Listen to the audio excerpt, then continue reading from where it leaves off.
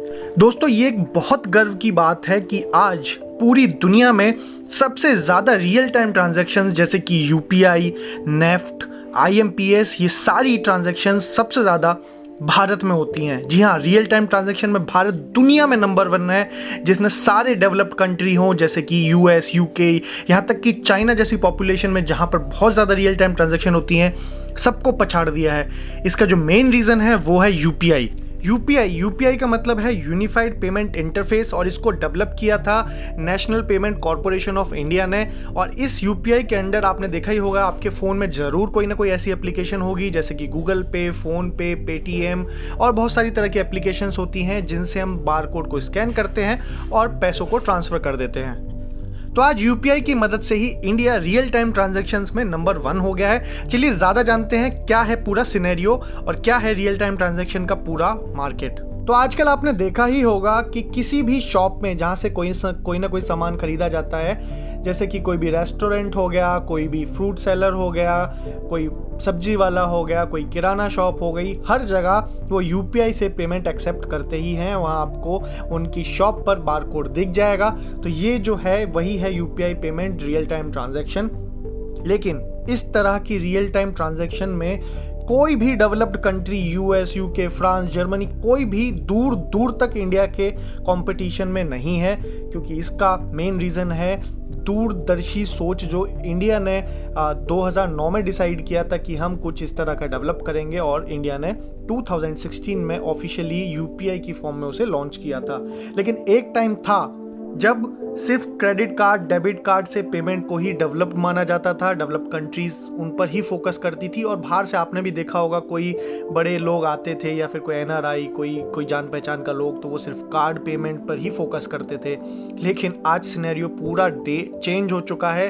अब इंडिया सबसे आगे है रियल टाइम ट्रांजैक्शन में, और इंडिया दुनिया को लीड कर रहा है और दुनिया के सामने एक एग्जाम्पल सेट किया है कि कैसे ये नया तरीका है पेमेंट ट्रांसफर का। तो चलिए ज़्यादा जानते हैं क्या है पूरा मेथड और कैसे इसको डेवलप किया गया।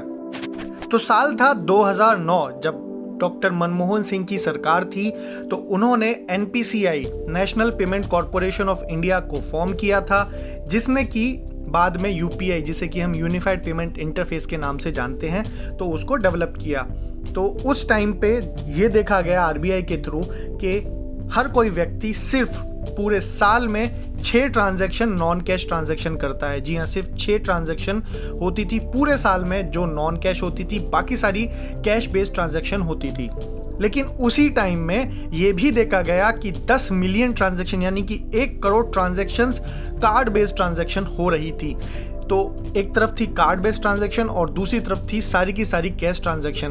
तो कैश ट्रांजैक्शन में एक प्रॉब्लम ये भी होती है कि उसमें ब्लैक मनी इन्वॉल्व होता है। तो इसी चीज़ को टैकल करने के लिए गवर्नमेंट ने एनपीसीआई को फॉर्म किया, और आरबीआई और एनपीसीआई ने मिलकर 2016 में यूपीआई को ऑफिशियली लॉन्च कर दिया।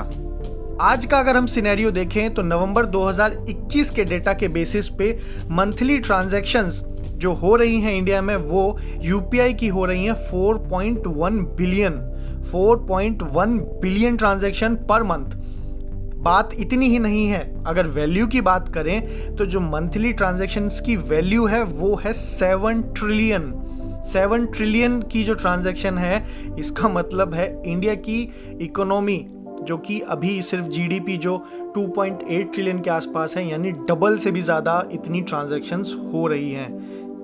और अगर बात करें एक्टिव मंथली यूजर्स की, तो 67 मंथ हुए हैं इस पूरी जो प्रोसेस है यूपीआई की, इसको डेवलप किए हुए, और इस पूरे टेन्योर में 150 मिलियन मंथली एक्टिव यूजर्स हैं अभी। और गवर्नमेंट का जो प्लान है कि 2025 तक 500 मिलियन एक्टिव यूजर्स करने का। तो आप सोचिए कि क्या डेवलपमेंट हुई है और कितना आगे सोचा जा रहा है। तो इस रेस में आगे मुझे नहीं लगता कि कोई भी देश, चाहे वो चाइना ही क्यों ना हो, चाहे यूएस हो, इंडिया को वो छू भी नहीं पाएगा। तो ये थी यूपीआई की पूरी कहानी। आई होप कि ये वीडियो आपको अच्छी लगी हो तो इसे लाइक करें और चैनल को सब्सक्राइब करना ना भूलें। धन्यवाद।